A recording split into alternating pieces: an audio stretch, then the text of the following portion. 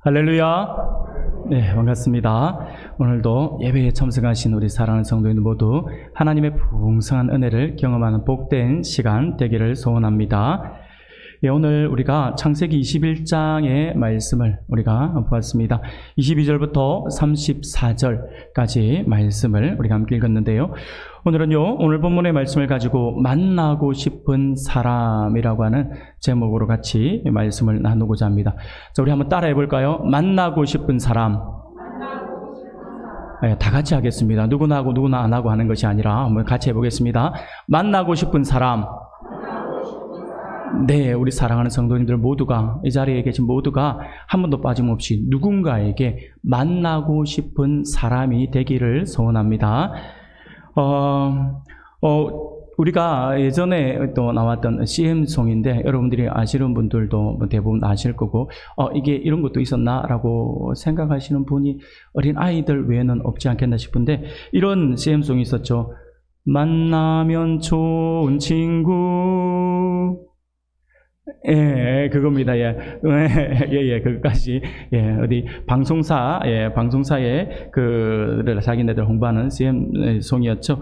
저는 문득 말씀을 준비하면서 그 가사말이 참 재미가 있고 참 좋다라는 생각이 들어서 이렇게 한번 개사를 해서 바꿔 부르고 싶어서 한번 불러봅니다. 만나면 좋은 친구, 행복한 응가. MBC 말고요. 갑자기 MBC 하셔가지고 제가, 행복한 은강교회입니다. 자, 제가 다시 한번 불러드리겠습니다. 만나면 좋은 친구, 행복한 은강교회. MBC 하지 말라 했는데 또 MBC 하시네.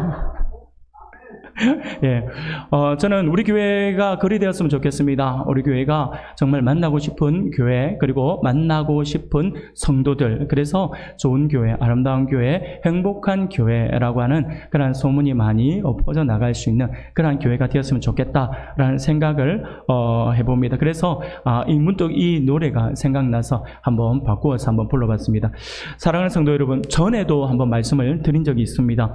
우리 성도들의 만남은요, 항상 이렇게 해야 돼요. 우리의 성도들의 만남은요, 항상 기쁘고 즐거움이 있어야 합니다. 행복을 나누어주는 복된 만남이 되어야 합니다. 그래서 항상 함께하고 싶고, 만나면 조금 더 오래 같이 있고 싶고, 그런 설렘. 그래서 만난다라고 하면 왠지 가슴이 뛰면서 그 시간이 기다려지는 그런 설렘이 있는 그런 만남이 되어야 합니다. 이것이 저는 성도들의 만남이 되어야 한다라고 그렇게 믿습니다. 우리 성도들의 만남의 모습이 되어야 하고요. 저는 무엇보다 우리 은강교회 가족들이 항상 이런 만남 가운데 있기를 소원해 봅니다. 사랑하는 성도 여러분, 그런데 우리는 가끔 쓰는 말들 가운데 이런 말들을 좀 자주 쓰죠. 무슨 말이냐면요, 별 볼 일 없다 라고 하는 말들을 아마 자주 쓰기도 하고, 또 그런 이야기를 쓰는 사람들을 우리가 자주 접하기도 했을 겁니다. 별 볼 일 없다 라고 하는 말이 있죠. 이것은요, 보통 하찮거나 별것 아닌 어떤 물건을 가리키거나요, 일컫거나 아니면 중요하지 않은 어떤 모임, 그 모임들을 일컬을 때에 사용되는 말이기도 합니다. 그런데 안타깝게도 별 볼 일 없다라고 하는 말을 어디에 가장 많이 쓰냐 하면, 안타깝게도 사람에게 가장 많이 쓰는 것 같아요. 사람에게 가장 많이 쓰고 있는 것 같아요. 나에게 별로 영향력을 주지 못하여서 그닥 중요하게 여기지 않는 사람들에 대해서 많이 사용하고 있는 것이 바로 별 볼 일 없다라고 한 말이 아닐까라는 생각을 해보게 됩니다. 쉽게 말씀을 드리면, 저 사람 별 볼 일 없는 사람이야 라고 말을 한다든지, 그닥 만날 필요가 없는 사람이다 라고 하는 뜻으로 많이 사용을 하죠. 한마디로 나에게 별 도움이 안 되는 사람이다 라고 하는 것을 말을 그렇게 돌려서 하죠. 사랑하는 여러분, 이 별 볼 일 없다 라고 하는 말을 살펴보면요, 이 별 볼 일 없다에서 별이라고 하는 것은 한자어예요. 한자어인데 이게 무슨 말이냐면, 이것을 우리말로 바꿔 말하면 따로라고 하는 이야기입니다. 따로라고 하는 말이에요. 쉽게 말씀을 드리면, 별 볼 일 없다라고 하는 것은요, 따로 시간을 쪼개서 만나볼 필요가 없다라고 하는 거죠. 굳이 따로 시간 내어서까지 볼 필요 없어 라고 하는 그 말이라고 하는 것이죠. 별 볼 일 없는 사람이라고 하는 것은 따로 시간을 내어서까지 만나볼 필요가 없는 사람, 그러니까 한마디로 중요하지 않은 사람이다라고 하는 뜻이죠. 그러니 이 말은요, 우리가 내뱉기는 쉽게 내뱉지만 우리가 그 말을 귀로 듣게 되면, 그 말을 누군가에게 내가 대상이 되어서 그 말을 듣게 되면 어떻습니까? 굉장히 섭섭하기도 하고요, 마음이 아프기도 하고 화가 나기도 한 그러한 말이라고 할 수가 있습니다. 한번 생각해 봅시다. 잘나고 똑똑한 사람 주위에는요, 사람들이 모여들게 되어 있어요. 이유가 무엇일까요? 그 사람을 알아두면 분명 좋은 일이 생길 것이고 언젠가는 나에게 도움이 될 것이다 라고 하는 그러한 생각 때문이죠. 반면에 잘난 것도 없고 특별한 것이 없는 사람 주변에는요, 사람들이 모여들지 않습니다. 이유가 무엇일까요? 자신에게 별 도움이 되지 않기 때문이죠. 아니, 오히려 내가 도와주어야 할 것 같아서 내가 손해볼 것 같아요. 그렇기 때문에 그 사람은 우리가 별로 주변에 가지 않으려고 하죠. 그래서 그런 사람들에 대해서는요, 우리가 흔히 말할 때 별 볼 일 없다라고 하는 말을 하기도 하는 것이죠. 그러니 이 말은요, 이 말을 듣는다라고 하는 것은 내가 상대방에게 중요하지 않은 사람이며 또한 관심이 없는 사람이다라고 하는 표현이니까 이 말을 듣고도 유쾌할 사람은 없다라고 하는 것입니다. 사랑하는 성도 여러분, 지금 여러분들은 어떻습니까? 여러분들은 어떤 대우를 받고 있고 여러분들은 어디에 속해 있는 사람입니까? 누군가에게 분명 중요한 사람일 수도 있지만 또 다른 어떤 사람에게는요, 별 볼 일 없는 취급을 받을 수도 있다라고 하는 것이죠. 그런 모습이 분명히 우리에게 있을 거예요. 그런데 여러분, 중요한 것은요, 이거예요. 예수님을 믿는 사람들은요, 한결같이 별 볼 일 없는 사람이 아니라 별 볼 일 있는 사람이 되어야 한다라고 하는 것이죠. 예수 믿는 사람들은요, 별 볼 일 있는 사람이 되어야 합니다. 사람들이 나를 알고 있음을 기쁘게 여기고 나를 알고 있음을 자랑스러워하면서 그래서 늘 만나고 싶어하는 사람이 되어야 한다라고 하는 것입니다. 만나면 뭔가 배울 것이 있고 감동이 있는 그런 사람이 되어야지, 저 사람은 저 사람을 만나는 것은 시간 낭비다, 나에게 득될 것이 하나도 없다라고 하는 말을 들었어야 되겠습니까?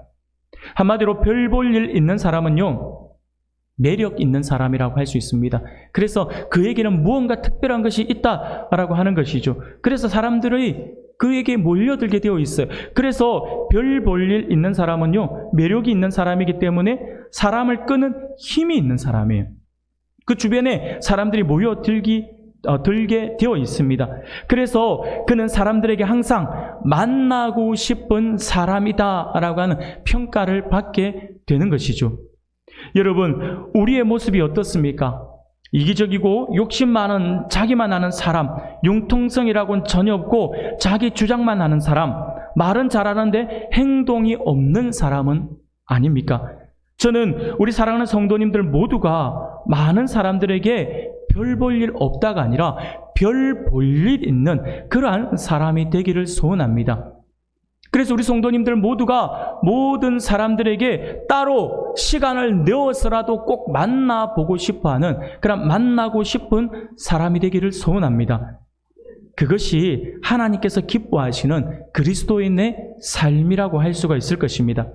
오늘 본문을 보면요, 아주 중요한 한 사람이 나타나죠. 오늘 본문을 보니까 별 볼 일 있는 한 사람이 등장합니다. 그리고 그 사람을 만나기 위해서 아주 큰 사람이 지금 찾아옴을 보게 됩니다. 바로 아브라함이죠. 그리고 아브라함을 만나기 위해서 그랄 왕 아비멜렉이 그의 군대 장관 비골을 거느리고 지금 아브라함을 찾아오는 그러한 장면의 말씀입니다. 사랑하는 여러분, 이들이 왜 지금 아브라함을 찾아왔을까요? 보통 우리가 인간사의 모든 흐름들을 우리가 한번 살펴보면요, 흔히 약한 사람이 강한 사람을 찾아가게 되어 있고요, 없는 사람이 있는 사람을 찾아가게 되어 있습니다. 권력 없는 사람이 권력 있는 사람을 찾아가서 그에게 청탁을 하거나 부탁을 하게 되는 것이 일반적인 상식이잖아요. 그래서 약한 사람이 좀 힘 있는 사람을 찾아가서 나를 좀 도와다오라고 하는 것이 당연한 거잖아요. 그런데 오늘 본문의 말씀을 보면요, 정반대의 모습이 지금 나타나고 있다라고 하는 것이죠. 22절, 23절 말씀을 보니 이렇게 말씀을 합니다. 그때에 아비멜렉과 그 군대 장관 비골이 아브라함에게 말하여 이르되 네가 무슨 일을 하든지 하나님이 너와 함께 계시도다. 그런즉 너는 나와 내 아들과 내 손자에게 거짓되이 행하지 아니하기를 이제 여기서 하나님을 가리켜 내게 맹세하라. 내가 네게 후대한 대로 너도 나와 네가 머무는 이 땅에 행할 것이니라 라고 말씀을 하고 있음을 보게 됩니다. 한마디로 지금 아비멜렉이 자신의 군대 장관까지 대동하여서 아브라함을 찾아와서 하나님이 너와 함께 하시도다 라고 이렇게 이야기를 하고 있습니다. 하나님이 너와 함께 계시도다 라고 말을 하면서 아브라함의 기분을 맞춰주고 있는 것처럼 아주 저자세의 모습을 보이고 있다고 하는 것이죠. 어떻게 보면 우리가 일반적인 생각으로 할 수 있는 상황의 어떤 상식적인 상황에 정반대 상황이 지금 벌어지고 있다고 하는 것이죠. 사실 아브라함의 처지는요, 지금 남의 나라에 들어와서 목축을 하며 살아가고 있는 일개 이민자에 불과합니다. 그러기에 아비멜렉이 지금 아브라함에게 볼 일이 있으면 그 신하를 부르면 되는 거예요. 신하를 통해서 내가 아브라함에게 볼 일이 있으니까 신하에게 가서 네가 가서 아브라함을 좀 데려올래? 그러면 무조건 가서 이야기를 하게 될 것이고 그 아브라함은요 아비멜렉의 명에 따라서 아브라함이 아비멜렉 앞에 가게 되어 있다라고 하는 것이에요. 그런데 굳이 왕이 이렇게 자기가 불편하게 이렇게 찾아올 필요가 없잖아요. 그런데 지금 왕이 찾아왔다라고 하는 거예요. 왕이 지금 그것도 자기의 군대 장관을 데리고 지금 아브라함을 친히 찾아왔다라고 하는 것이죠. 사랑하는 여러분, 그 이유가 무엇일까요? 왜 아비멜렉이 지금 아브라함을 찾아와서 이렇게 아브라함의 마음을 높여주듯이 서로 이렇게 높여주듯이 마치 아브라함의 눈치를 보듯이 이런 모습을 보이고 있는 것일까요? 도대체 아비멜렉이 그의 국방장관, 군대 장관이었던 이 비골을 데리고까지 오면서 아브라함을 찾아왔던 그 이유, 그게 뭘까요? 한번 여러 가지 생각해 볼 수 있어요. 아비멜렉이 군대 장관을 데리고 올 정도였으니까 아브라함이 지금 강력한 군대를 가지고 있기 때문이었을까요? 그래서 지금 네 그 군사를 가지고 너의 그 강한 힘을 가지고 엉뚱한 생각하지 마. 그러면서 군대 장관을 동원해서 네가 다른 생각을 하면 내가 이렇게 눌려버릴 수도 있어 하면서 군대 장관을 데리고 와서 지금 아브라함을 누르기 위해서 그렇게 찾아온 것일까요? 아브라함에게 군사는 있었죠. 군사라고 말하기는 좀 그렇지만 어쨌든 전쟁에까지 참여했던 사람들이니까 군사는 맞겠죠. 그런 사람들이 있었어요. 300명이 넘는 전쟁을 경험했던 그러한 용사라고 하면 용사일 수도 있는 사람들이 분명히 있었습니다. 그렇지만 그것이 어디 300명 정도가 한 나라의 군사에 비교되겠습니까? 아비멜렉의 군사에 비하면요 3발의 피라고 할 수 있겠죠. 그래서 아브라함의 어떤 힘, 그 군사의 힘 때문에 찾아온 것은 아니다라고 하는 것이죠. 그러면 아브라함에게 재산이 많아서 찾아와서 잘 지내자고 그렇게 해서 지금 찾아온 것일까요? 역시 이것도 아닙니다. 아브라함이 재산이 많아봤자 얼마나 많겠습니까? 그래봤자 남의 나라에 지금 얹혀 사는 이민자에 불과한데요. 많아봤자 얼마나 많겠습니까? 아비멜렉, 그 시대에 절대적인 왕권을 가지고 있었던 아비멜렉에 비하면 역시 3발의 피라고 할 수가 있겠죠. 그러면 아브라함이 훌륭한 인격과 성품을 가지고 있었기 때문에 훌륭한 인품, 그 성품 때문에 내가 너하고 잘 지내고 싶어 하면서 찾아온 것일까요? 역시 그것도 아닙니다.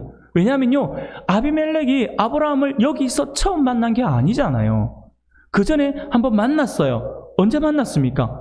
우리가 성경을 보면요 창세기 20장에서 한번 만났습니다. 그것도 아주 좀 비굴한 모습으로 만났잖아요. 아브라함이 네게브 땅으로 이사를 해서 가데스와 술 사이 그랄에 거주할 때에 그랄 왕 아비멜렉을 처음으로 만난 적이 있어요. 그때 아브라함은 자신의 아내인 사라를 누이라고 속여서 그것을 알지 못했던 아비멜렉 왕은요 사라를 아내로 맞아들이기 위해서 그를 데려가 버리지 않습니까? 그런데 그날 저녁에 하나님께서 아비멜렉의 꿈에 나타났어요. 그래서 사라를 데려온 일 때문에 네가 데려간 이 여인으로 말미암아 네가 죽을 것이다 라고 하나님께서 아주 강하게 어조로 그에게 말씀을 하셨죠. 깜짝 놀란 아브라함이 결국은 어떻게 됩니까? 이 하라를 전혀 손대지 않고 고이 모셨다가 다시 집에 바래다 주었습니다. 어떻게 보면 아브라함의 거짓말로 인해서 아비멜렉은요, 하나님이 꿈에 나타나서 죽일 것이다 라고 말씀을 했으니까 아비멜렉 입장에서는요, 아브라함의 거짓말 때문에 시급한 거잖아요. 내가 죽을 뻔했잖아요. 그래서 어떻게 보면 수모 아닌 수모를 당했어요. 나는 잘못한 것이 없는데 라고 생각을 하는 그 상황이잖아요. 수모 아닌 수모를 당했다라고 하는 것이죠. 그래서 아브라함에 대해서 아비멜렉의 기억은요, 그만큼 유쾌한 기억이 아니에요. 너 때문에 내가 죽을 뻔했다. 네가 거짓말만 안 했으면 내가 이런 수모를 안 당했지 않겠는가? 라고 그렇게 생각을 할 수 있다라고 하는 것이죠. 그렇기 때문에 이 아비멜렉이 아브라함이 그렇게 훌륭한 인격과 성품을 가졌다라고 생각을 하지 않았다라고 하는 것이죠. 이미 자기가 경험을 했으니까요. 그런데 그럼에도 불구하고 지금 아비멜렉 왕이 지금 군대 장관과 함께 아브라함을 찾아왔다라고 하는 거예요. 지금 말이 군대 장관과 함께 온 것이지 왕이 지금 군대 장관을 데리고 마치 몸종 데리고 오듯이 단 두 사람이 지금 야밤에 백성들의 삶을 엿보기 위해서 미행 나온 것이 아니에요. 왕이 군대 장관을 거느리고 왔다라고 하는 것은요, 일단은 수많은 신하들이 대동되게 되어 있고요, 군대 장관이 함께 왔기 때문에 최소한의 군사들이 함께 동원되었다라고 하는 것이죠. 굳이 이렇게 많은 인원들을 거느리고 아브라함을 찾아올 이유가 있었을까라고 하는 거예요. 사랑하는 여러분, 이유가 무엇이냐면 이게 제가 서두에 말씀드린 그 이유입니다. 바로 아브라함이 별 볼 일 없는 사람이 아니라 별 볼 일 있는 사람이 되어 있었다라고 하는 것이죠. 그에게 아비멜렉에게 그렇게 와닿았다라고 하는 것이죠. 따로 시간을 내어서라도 반드시 만나고 싶고 또 만나야 할 사람이었기 때문에 지금 이렇게 찾아온 것입니다. 사랑하는 여러분, 그러면 아비멜렉 입장에서는 과거 자신의 아내를 누이라고 속여서 자신을 죽음의 위기까지 내몰았던 이 별 볼 일 없는 사람이었던 아브라함이 어떻게 지금은 따로 시간을 내어서라도 친분을 쌓아야 할 정도로 만나고 싶은 사람이 되었을까요? 이것은 오늘 우리 그리스도인들에게 아주 중요한 교훈을 주고 있다고 할 수가 있습니다. 이는요, 아브라함의 모습을 통해서 오늘 우리 그리스도인들이 이 세상에서 살아갈 때에 별 볼 일 없는 사람이 아니라 많은 사람들이 만나고 싶은 사람이 되어야 되기 때문에 아브라함의 이 장면은 오늘 우리들에게 아주 중요한 교훈을 주고 있다고 하는 것이죠. 그러므로 오늘 이 시간에는요, 오늘 본문의 말씀, 곧 본문의 아브라함의 모습을 통하여서 별 볼 일 없는 사람이었던 그 아브라함의 그 모습이 별 볼 일 있는 사람으로 바뀌는 그 모습, 우리가 보면서 우리가 만나고 싶은 사람의 특징이 무엇인지에 대해서 우리가 오늘 함께 살펴보면서 하나님의 은혜를 나누고자 합니다. 우리가 어떻게 해야지만 세상 사람들이 우리를 만나고 싶어하고 우리가 그들에게 만나고 싶은 사람이 될 수 있는 것일까요? 우리 어떤 모습을 가져야 될까요?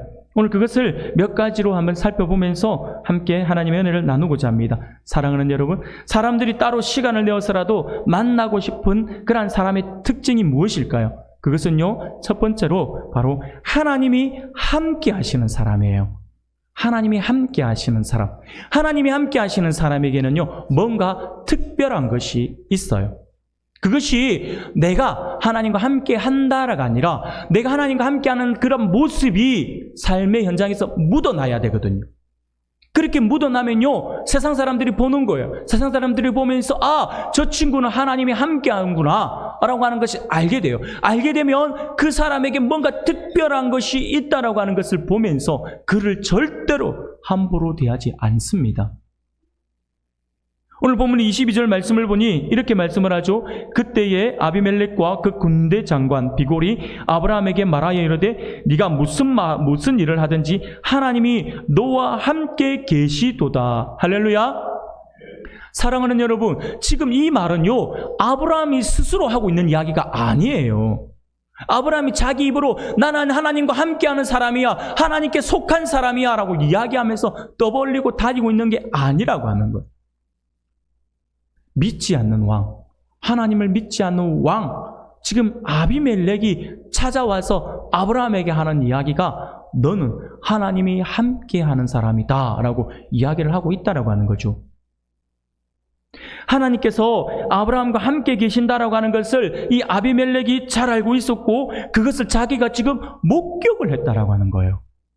아, 저 사람 뭔가 강한 힘이 있는 것 같아. 그와 함께하는 그 힘이 뭔가 능력이 있는 그 힘이 그 사람을 붙들고 있는 것 같아 라고 지금 그게 느껴졌다라고 하는 것이죠. 그게 뭘까라고 보았더니 그가 믿는 하나님이었다라고 하는 것이죠. 사랑하는 여러분, 사람들이 만나고 싶은 사람, 곧 많은 사람들에게 소중한 사람이 되기를 원하신다면, 그렇다면 하나님과 함께하는 사람이 되시길 바랍니다. 하나님과 함께 하셔야 합니다. 이것이 많은 사람들로부터 만나고 싶은 사람이 되는 비결입니다. 하나님과 함께하는 사람이 될 때에 우리는 우리 주변의 많은 사람들로부터 만나고 싶은 사람, 그리고 함께하고 싶은 사람이 될 수가 있습니다. 아비멜렉의 입장에서 보면요, 자신의 꿈속에까지 하나님이 나타나셔서 아브라함과 그의 아내를 보호해 주셨다라고 하는 것이 지금 뇌리 속에 아주 깊이 각인이 되었습니다. 뿐만 아니라 아브라함이 아비멜렉을 위해서 기도했을 때에 그 아비멜렉의 집안에 닫혀있던 태가 열리는 것을 경험을 했잖아요. 그런 일들을 통해서 아비멜렉 왕은 하나님께서 아브라함과 함께 하신다라고 하는 아주 중요한 사실을 지금 알게 되었다라고 하는 것이죠.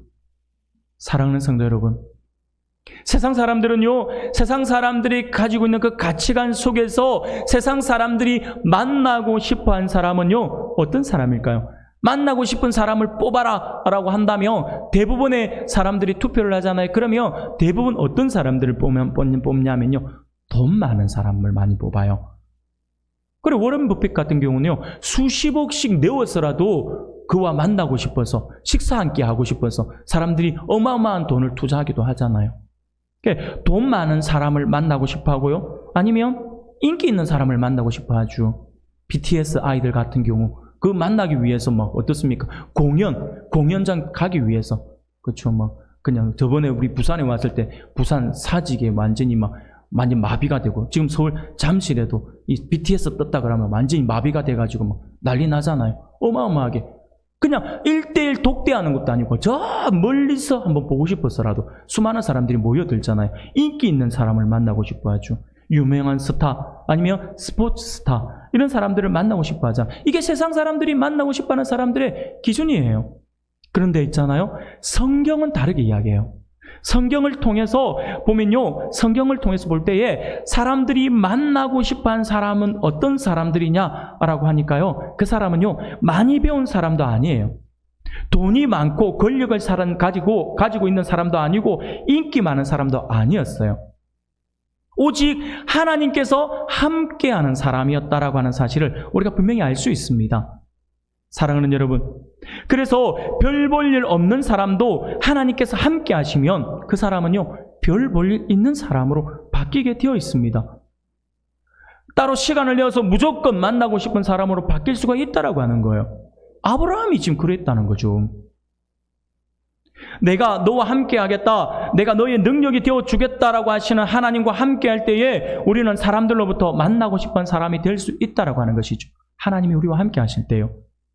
하나님, 저는 가진 것들이 아무것도 없습니다. 배운 것도 없고요, 내세울 것도 없어요. 실수도 잘하고 연약하고 또 성품적으로도 화도 잘 내고 여러 가지 문제가 있지만 저와 함께 하시는 하나님을 믿고 살겠습니다 라고 고백을 하잖아요. 그래서 내가 연약하지만, 내가 나를 볼 때는 소망이 없어 보이지만 그럼에도 불구하고 내가 입술로 고백하면서 하나님이 나와 함께 하심을 믿습니다. 그리고 하나님과 함께하는 삶을 살아가겠습니다 라고 하는 고백하는 그 사람, 인간적인 모습으로 볼 때는 별 볼 일 없는 사람 같아 보이지만 하나님이 함께하는 그 사람은요, 별 볼 일 있는 사람이 된다라고 하는 것이죠. 내가 나의 모습을 보셔서는 안 됩니다. 내가 내 모습을 보면 정말 별 볼 일 없어 보이잖아요. 그런데 하나님이 함께 하시면요, 그 사람은요, 독보적인 존재가 됩니다. 사람들이 만나고 싶어 하고요, 일부러 함께하고 싶은 사람이 된다라고 하는 것이죠. 사랑하는 여러분, 내가 하나님과 함께 하겠다라고 하는 그 사실을 믿고 그렇게 고백하고 살아가는 사람은요, 그 믿음이 나의 인생을 바꾸어 준다라고 하는 사실을 믿으시길 바랍니다. 그러므로 나와 함께 하시는 하나님을 믿는 사람은 어렵고 힘든 일이 생기면 사람들에게 호소하는 사람이 아니라 하나님을 붙들고 부르짖는 사람이죠.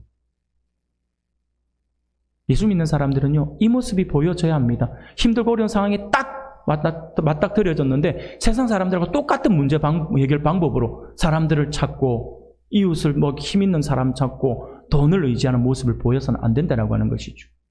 우리는 문제가 딱 터지면 바로 어떻게 해야 됩니까? 하나님께 나와야 되죠.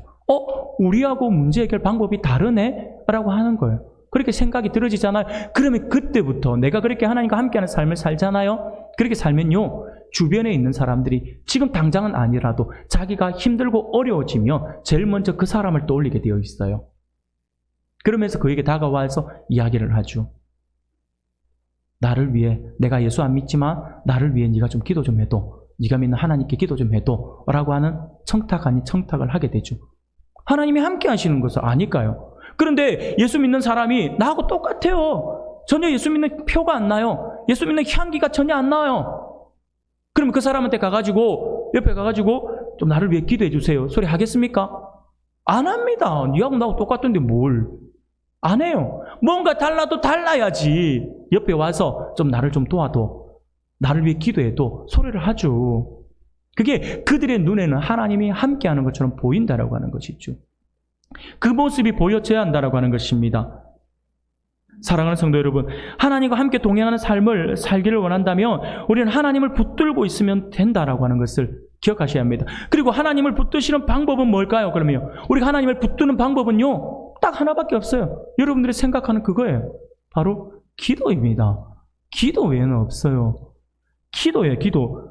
문제가 생기면 사람들은 그 문제를 묵상하기에 바쁘겠죠. 그러나 그 상황 가운데서 죽을 것 같던 자신을 보게 되죠.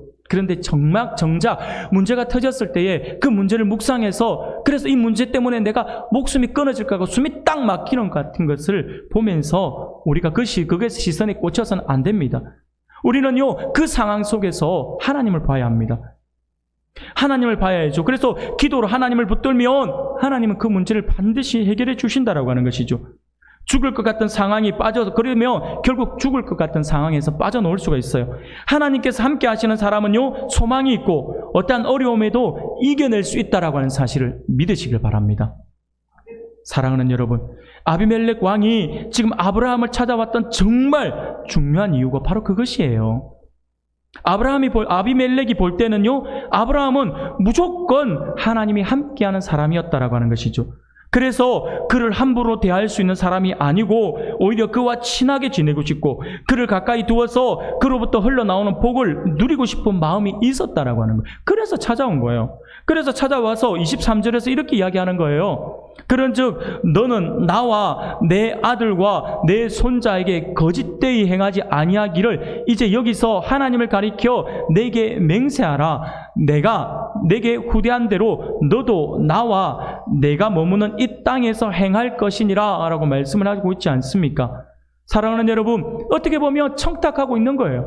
내가 너에게 이렇게 후대한 것처럼 너도 후대해야 되는데 나에게만 할 것이 아니라, 가만히 생각해 보니까 이 사람이 하나님이 함께하는 사람인데 나의 시대만이 아니라 나의 후대에 내 자손에게까지 이 사람이 함께하는 그 하나님의 그 은혜를 같이 누릴 수 있다면 얼마나 좋을까라는 생각에 지금 아브라함에게 가서 청탁 아닌 청탁을 하는 거예요. 내가 당신에게 이렇게 후대한 것처럼 당신도 약속하라 하고 하는 거죠. 너와 함께 하시는 하나님을 내가 봤다. 그러니까 나의 시대에 나에게도 후대할 뿐만 아니라 나의 자손들에게도 네가 후대해 주기를 바란다. 잘 대해주기를 바란다. 라고 하는 청탁을 하고 있는 거예요. 그 말을 하자 아브라함이 뭐라고 이야기합니까? 두 말도 안 해요. 24절에서 아브라함이 이르되 내가 맹세하리라 라고 이야기하는 거예요. 굉장히 쿨합니다. 아브라함 입장에서는요, 내가 맹세하리라 이 말씀에서 볼 때는요, 저는 이 말씀에서 어떤 모습을 느꼈냐면, 그게 뭐 문제라고 별 대수롭지 않게 그냥 알았어요. 그래 하지요. 까이그 이거예요, 이거. 아주 비장한 각오로 네, 제가 반드시 그리하고 제 자손에게도 그렇게 전달하겠습니다. 우리 집 가운으로 물려줘. 이렇게 안 했다니까요. 하나님이 함께하신, 늘 함께하는 사람은요, 하나님이 늘 함께하는 사람은요, 그게 어려운가요? 알겠어요. 그렇게 할게요. 기도해달라면, 그래, 알겠어요. 내가 기도해드릴게요. 하나님이 나와 함께 하시니까 내 기도 하나님 들어주실 거예요. 얼마나 쿨해요. 하나님이 함께 하시는 사람이 가질 수 있는 여유라고 저는 보아집니다. 지금 아브라함이 보여주고 있는 것이 그 여유인 것 같아요.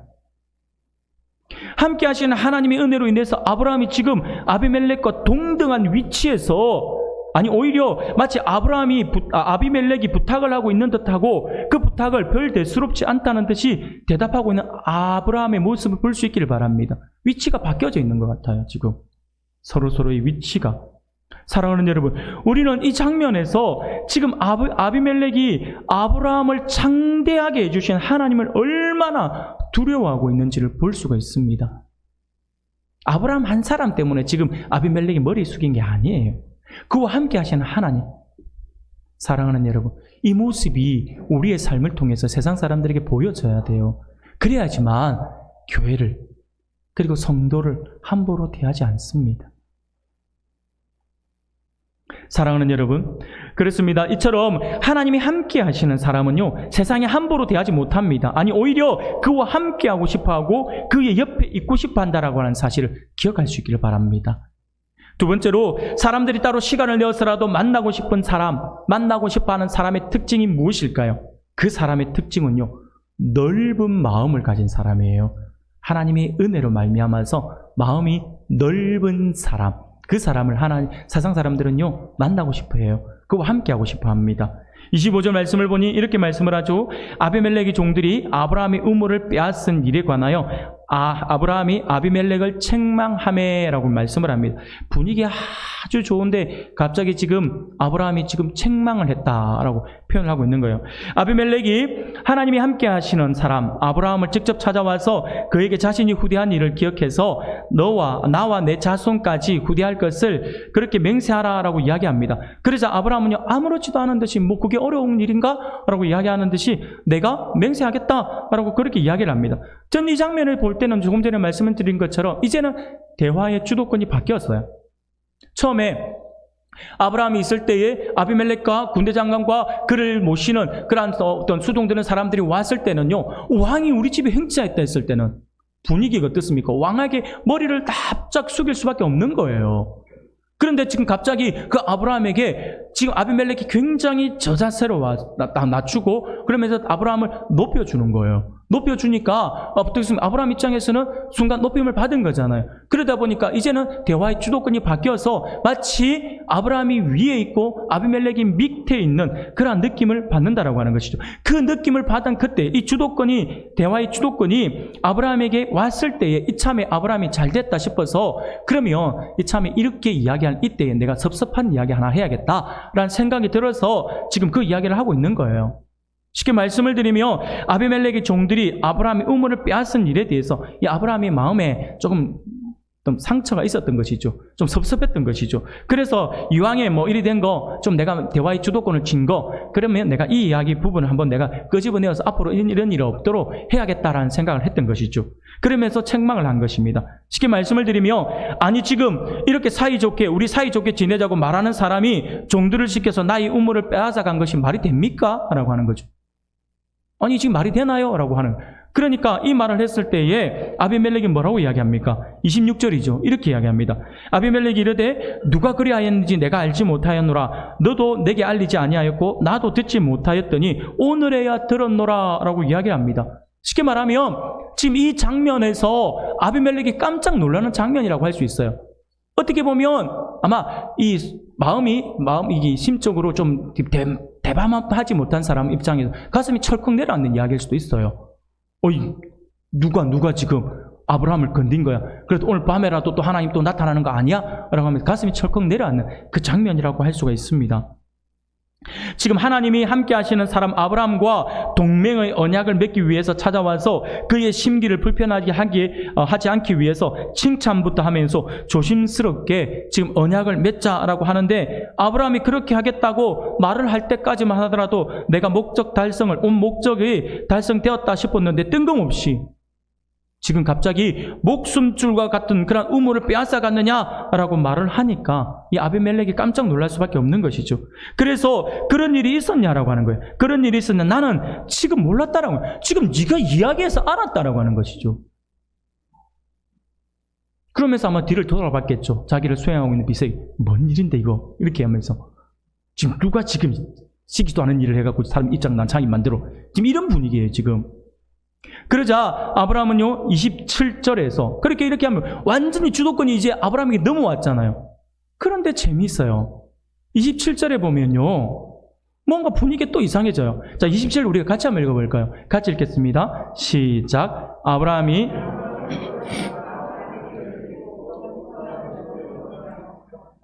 아멘. 지금 여러분들 이 말씀이 이해가 되십니까? 지금 아비멜렉이 자기의 군대 장관을 데리고 와서 아브라함에게 머리를 조아리면서 우리 서로 잘 지내자 했더니 그 아브라함이 그럽시다 라고 이야기하고 이참에 내가 좀 이왕 우리 이렇게 사이좋게 지내게 된 거 좀 섭섭한 이야기 하나 할게요 하면서 그러면서 아니 사이좋게 지내자고 와가지고 손 내미는 당신이 어디서 지금 뒤에서 지금 우물 빼앗아가는 그런 일을 합니까? 이 말이 됩니까? 당신의 말을 믿을 수 있나요? 라고 하니까 순간 아비멜렉이 깜짝 놀래가지고 아니 나는 그거 전혀 몰랐어. 니도 말 안 했고 우리 종도 신하들도 말을 안 했는데 내가 어떻게 아냐고. 몰랐다. 지금 네가 이야기해가지고 난 겨우 알았어 라고 이야기를 했어요. 그런 이야기를 하면 그러면 그러니 미안하다. 내가 다시 돌려줘라 하고 내가 지금까지 썼던 우물 그 부분에 대해서 네가 손해본 거 내가 다 갚아라 하고 내가 선물을 안겨줄 테니까 마음을 좀 추스리시고 그 너무 노여워하지 마시고 몰라서 그런 거니까 우리 이거 없던 일로 합시다. 이렇게 돼야 되잖아요. 지금 아비멜렉이 나는 몰랐다 라고 이야기를 했는데 그런데 갑자기 아브라함이 선물을 안겨줘요. 이게 뭐냐고요 이게. 뭔가 좀 묘하게 돌아가고 있는 거예요. 아브라함은요 아비멜렉의 종들이 우물을 빼앗은 사건에 대해서 아비멜렉을 책망했어요.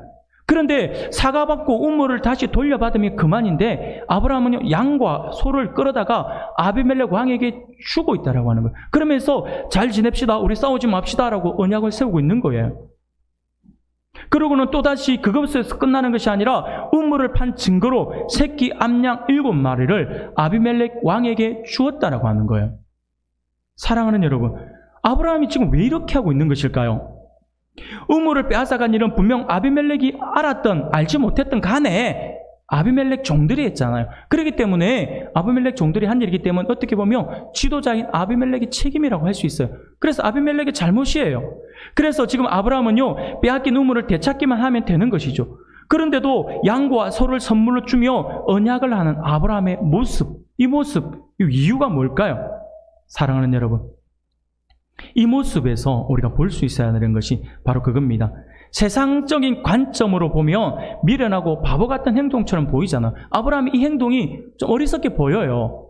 아니 지금 자기가 오히려 사용료를 받아야 되는데 오히려 자기가 선물을 주고 있으니까 이 엉뚱한 행동을 하고 있는 것처럼 보이기 때문에 바보 같아 보여요. 자기 우물을 자기가 찾아서 돌려받으면 되고 양은 되는데 왜 양을 주고 소를 주냐고 하는 것이죠. 오히려 사과받고 조금 전에 말씀드린 것처럼 사용료를 내라 라고 하면 되는데 이제라도 돌려주었으니까 됐습니다. 그렇게 이야기하면 되는 거잖아요. 그런데 아브라함은 그렇게 하지 않았어요. 오히려 그동안 나의 우물을 잘 사용해 주셔서 감사합니다 라고 하는 그런 모습을 보이고 있는 듯 하다라고 하는 것이죠. 아브라함은요 손해를 보면서 언약을 맺고 있다라고 하는 거예요.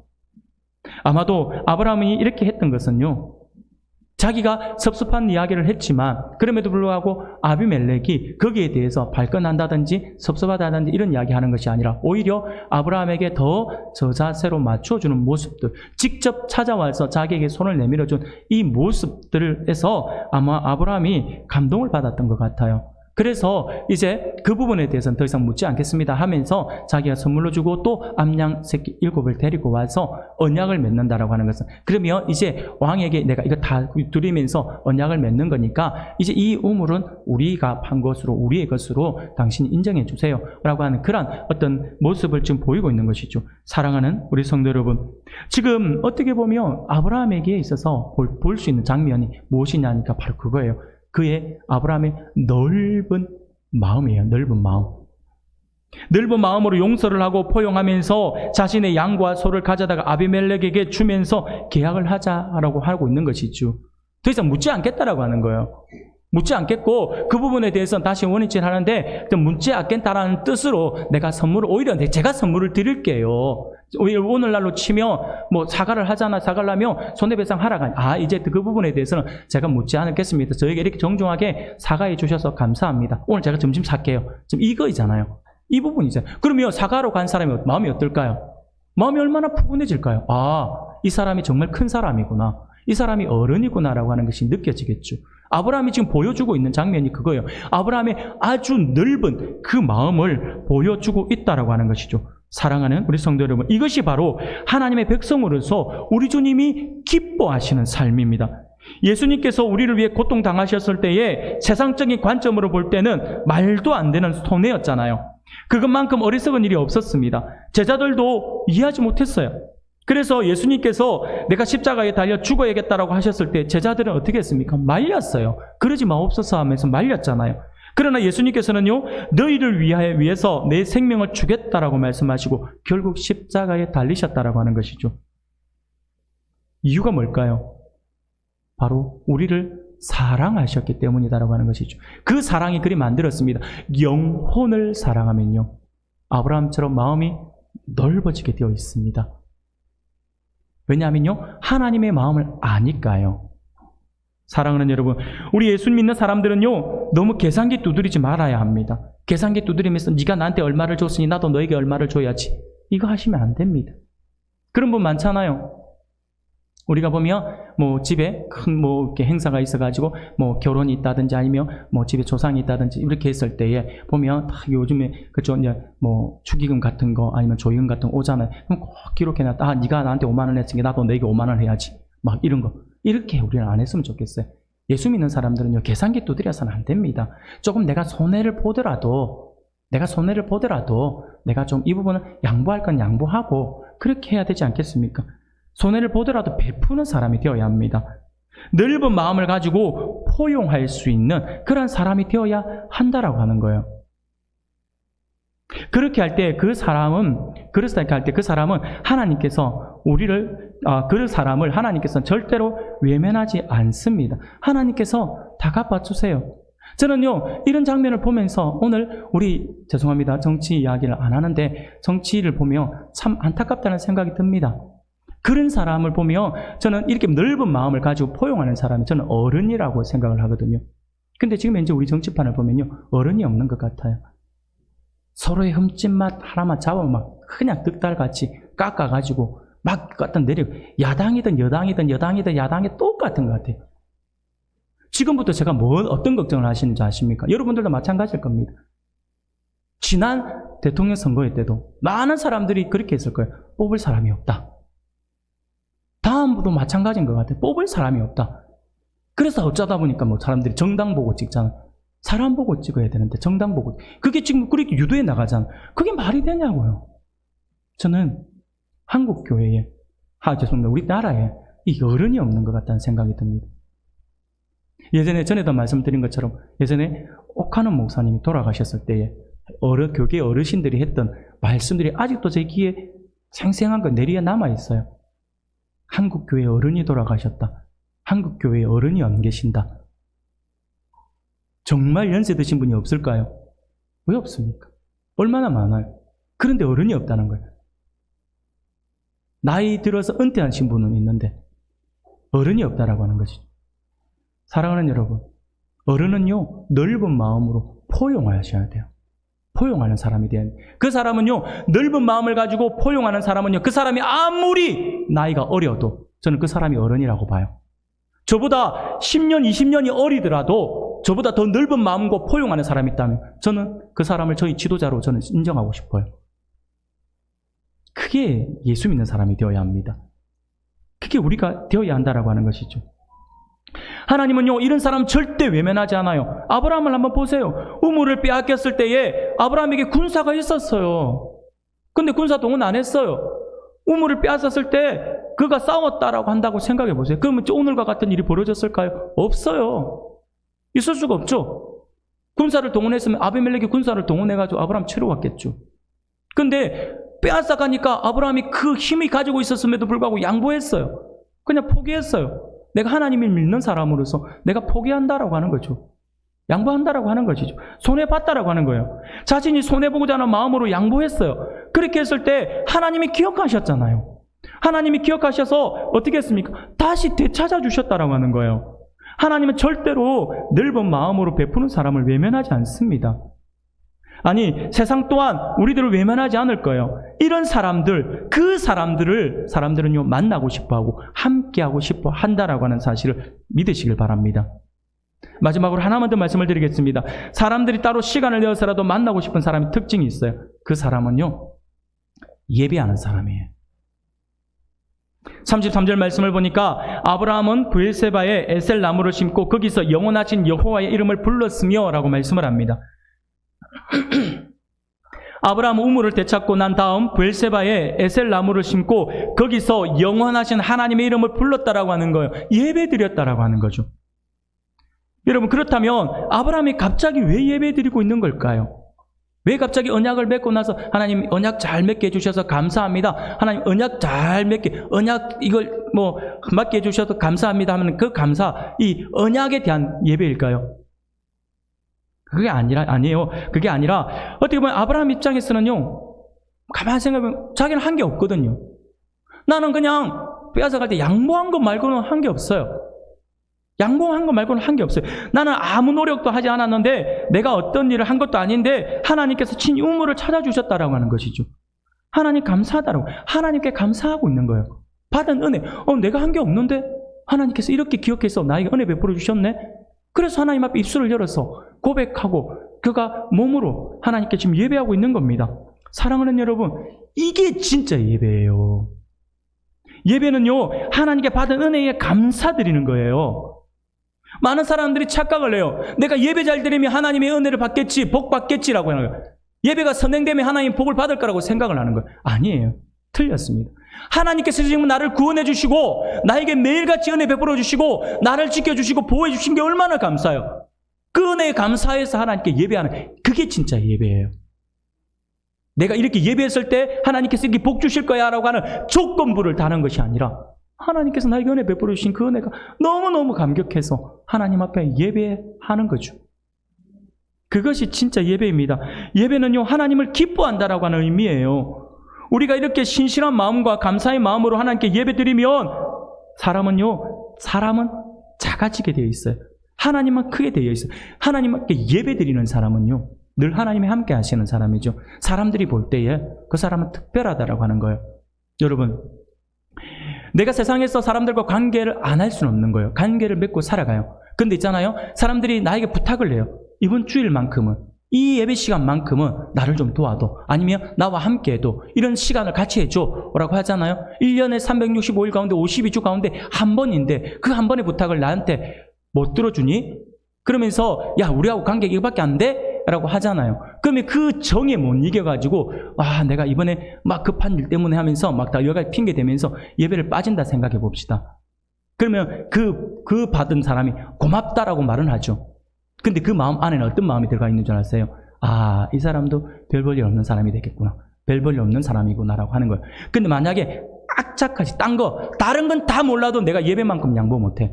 예배만큼은 절대로 양보할 수 있어. 이거는 양보의 문제가 아니라 하나님과 함께하는 것이기 때문에, 약속한 것이기 때문에 하면서 하자. 그러면 이 사람은 반대쪽에 나에게 부탁한 사람은 섭섭하다라고 할 수는 있겠죠.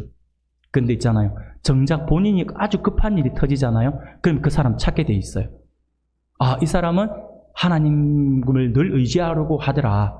하나님과 함께 하려고 하더라. 그런 사람 하나님이 함께 하실 거니까 하면서 청탁하는 거예요. 사람, 여러분, 세상에 속삭임에 절대로 속아 넘어가면 안 됩니다.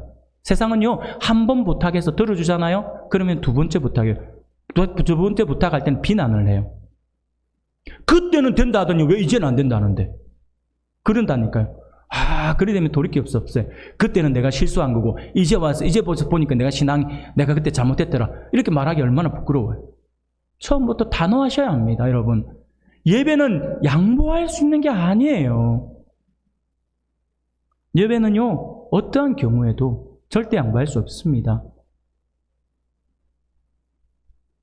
제자 훈련을 하면요, 이게 제자 훈련을 하면 아주 외치는 구호가 있어요. 제자 훈련 기간 동안은요, 아프지도 말고 죽지도 말자라고 하는 게 있어요. 죽지도 말고 아프지도 말자 하면 구호가 있어요. 아주 비장하죠. 저는 여러분들에게 예배를 그렇게 하고 싶어요. 예배는요, 예배를 드리는 사람은요, 죽지도 말고 아프지도 말아야 돼요. 예배 시간에. 내가 꼭 아프다 그러면 죄송합니다, 오해 없기를 바랍니다. 아프다 하시는 분들은요, 죄송합니다만 교회 예배 와서 아프십시오. 예배 안 드리고 집에서 죽겠다 해서 그리고 정말 하나님이 데려가시면요, 정말 안타깝지만 죄송하지만 예배하는 가운데에서 내가 목숨을 거두었다, 순교예요. 그러지 않아요? 예배 드리다가 얼마나 우리 할머니가 예배 드리는 가운데 조용히 눈을 감고 돌아가셨다. 아마 후손들이 아마 평생에 그 이야기를 할 것 같아요. 어머니의 신앙, 할머니의 신앙 이랬다라고 하면서. 그 모습이 이해되어야 되지 않을까요? 사랑하는 성도 여러분, 기억할 수 있기를 바랍니다. 예배는 양보할 수 있는 것이 아니에요. 아브라함이 결국 별 볼 일 없는 인생이었지만 그가 별 볼 일 있는 사람이 되었던 것도 뭐냐면 그는 끊임없이 하나님께 예배하는 사람이었어요. 어디를 가든지 제단을 쌓고 하나님께 예배했던 사람이었죠. 예배에 목숨 거는 인생을 살았다라고 하는 거예요. 예배의 인생을 걸었다라고 하는 거죠. 예배에 성공한 사람은요, 절대로 망하는 법이 없습니다. 여러분 믿으시길 바랍니다. 하나님이 함께 하시는데 어떻게 망하겠습니까? 사랑하는 성도 여러분, 오늘 하나님께서 우리에게 주시는 말씀을 기억할 수 있기를 바랍니다. 아브라함은요, 별 볼 일 없는 이방인에 불과한 사람이었죠. 주변으로부터 무시당하는 있어도 그만 없어도 그만인 사람 정도의 별 볼 일 없는 사람이었습니다.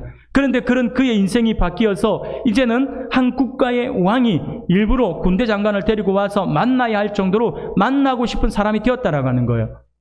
그러므로 오늘 우리들에게 주시는 말씀을 기억하면서 별 볼 일 없는 인생을 따로 시간을 내어서 만나고 싶은 사람으로 만드시는 하나님의 이 놀라운 영적 교훈을 마음에 새겨서 삶 속에 적용함으로 말미암아 많은 사람들에게, 우리 주변에 있는 더 많은 사람들에게 중요한 사람, 이 시대에 없어서는 안 될 아주 중요하고 소중한 사람이라고 하는 그 평가를 받으면서 하나님의 기쁨이 되는 그런 우리 성도님들이 되시기를 주님의 이름으로 축원합니다.